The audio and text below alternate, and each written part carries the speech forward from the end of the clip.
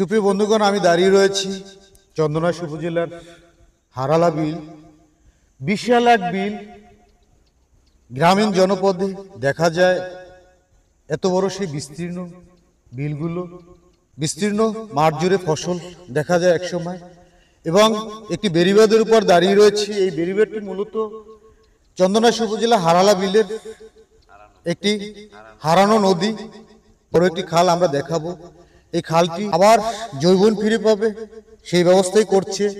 বিশাল একটি বিলের মাছ দিয়ে বহমান বয়ে চলা এই খালটি একটি পুনরুদ্ধিত হচ্ছে এবং এখানে তার বয়ে চলা স্রোত, বহমান পানি বিস্তীর্ণ এই হারালা বিলকে উর্বরতায় ভরিয়ে দেবে এমনই এক বড় একটি খাল প্রকল্প চলমান কাজ রয়েছে।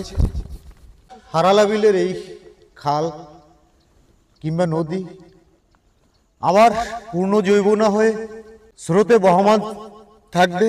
নদীর দুপাশের এই জমিগুলো হারালা বিল সবুজে শ্যামলে ভরে উঠবে। মৃত্যু নদীটি আবার পুনরুজ্জীবিত হবে, আবার জৈবন ফিরে পাবে।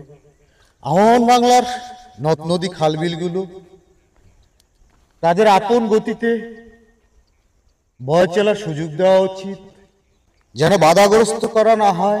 ভূমিক্ষেপও